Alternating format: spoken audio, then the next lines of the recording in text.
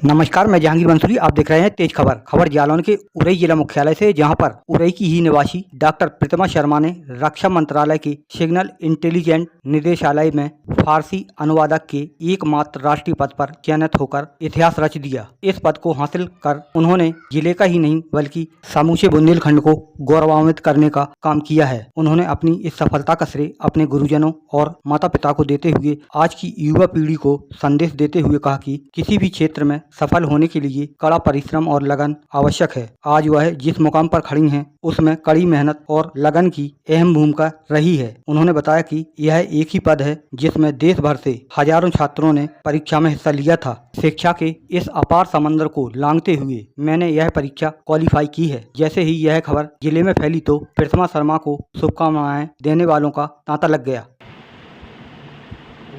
Selection हुआ है तो फॉर्म भरा था बहुत सारे लोगों ने, नंबर जिसका मुझे पता नहीं है, बट ये कि शॉर्टलिस्ट होते होते जिस दिन मेरा इंटरव्यू था उस दिन मतलब 2 दिन में इंटरव्यू आए, 25 और 26 फरवरी, तो लगभग 20-22 लोगों ने इंटरव्यू दिया था। जी यही सब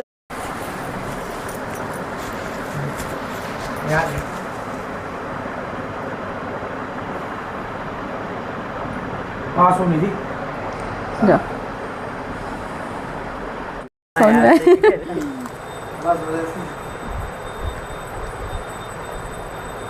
तो उसको घुमाना। हाँ, इसको ये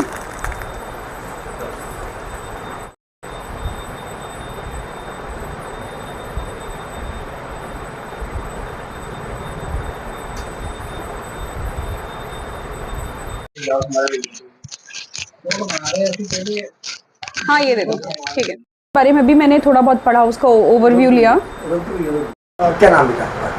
मेरा नाम प्रतिमा शर्मा है। एक कमीशन निकाला है, क्या कमीशन है, किस कौन सी जॉब है? जी, तो मेरा जो पोस्ट है वो है translator person in ministry of defence. तो इस जॉब को यूपीएससी ने निकाला था और उन्होंने ये इंटरव्यू कंडक्ट कराया और उन्होंने इसका रिजल्ट निकाला। शिक्षा की बात अगर करें तो कहाँ से शिक्षा शुरू करी और कौन है प्रेरणा स्रोत आपका जिसकी प्रेरणा से आपको पढ़ती चली?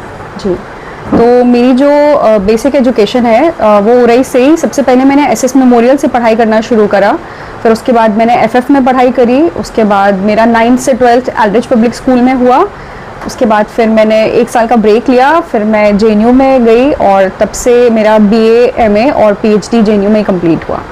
नया सब्जेक्ट था, कोई परेशानी का सामना नहीं करना पड़ा कि सब्जेक्ट भी नया है, तो पीछे पढ़ के भी नहीं आए हो और एकदम से पीएचडी में चले गए थे, तो कभी कोई परेशानी नहीं हुई सब्जेक्ट में? जी, ऐसा कुछ परेशानी तो नहीं हुई, क्योंकि जब जेएनयू एंट्रेंस की तैयारी कर रही थी तो थोड़ा बहुत सारी फॉरेन लैंग्वेजेस के बारे में पढ़ रही थी। तो उस वक्त जब फारसी के बारे में मैंने पढ़ा तो मुझे ये मालूम चला कि 700-800 सालों तक ये यहाँ की एडमिनिस्ट्रेटिव लैंग्वेज रही है और हमारी हिंदी भाषा में बहुत सारे ऐसे शब्द हैं जो हम फारसी के इस्तेमाल करते हैं जो हमें मालूम ही नहीं है। तो ये सब मुझे बड़ा इंटरेस्टिंग लग रहा था, तो मैंने इस वजह से जो एंट्रेंस एग्ज़ाम की पहली प्रेफरेंस थी मेरी वो फारसी थी। फिर मुझे फ़ारसी में एडमिशन मिला और क्योंकि लैंग्वेज एक्चुअली बहुत इंटरेस्टिंग है और इतनी सारी पोइट्री, गालिब वगैरह को जो हम पढ़ते हैं, और जब मैंने इस लिटरेचर को पढ़ा तो मुझे इतना इंटरेस्ट आया कि इसे कभी छोड़ने का मन ही नहीं करा।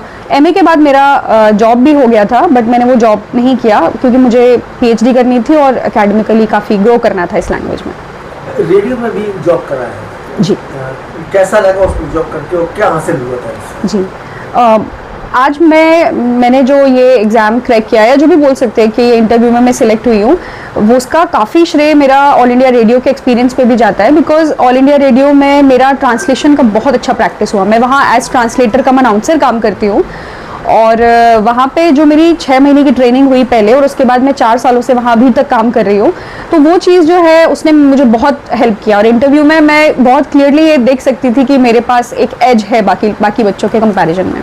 उरई से लेकर दिल्ली तक पढ़ाई करी, फैमिली बैकग्राउंड क्या रहा? फैमिली में कोई प्रॉब्लम क्रिएट हुई, जैसे फाइनेंशियली कोई प्रॉब्लम है जी, या वैसा कोई प्रॉब्लम? लड़की होने के नाते कभी ऐसा लगा आपको कि नहीं हम कोई प्रॉब्लम क्रिएट हो रही है इसमें? जी, देखिए, परेशानी तो ऐसा सच नहीं आई। मैं बहुत ज़्यादा अपने आप को खुशनसीब मानती हूँ कि मुझे ऐसे पेरेंट्स मिले, ऐसे भाई बहन मिले, ऐसा परिवार मिला जिन्होंने कभी मेरी पढ़ाई को रोकने का बिल्कुल भी कोशिश नहीं करी।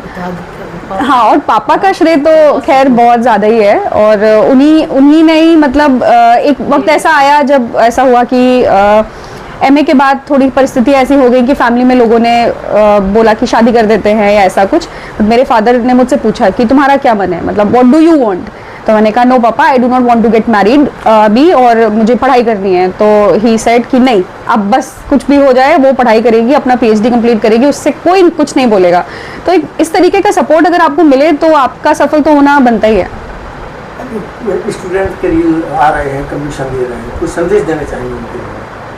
संदेश मेरा जो है वो स्टूडेंट्स के लिए यही है कि सफलता का कोई शॉर्टकट नहीं है, आपको पढ़ाई तो करनी पड़ेगी, और थोड़ा सा लक भी है, लेकिन मेहनत का जो प्रोपोर्शन है वो बहुत ज़्यादा है आपकी सफलता में।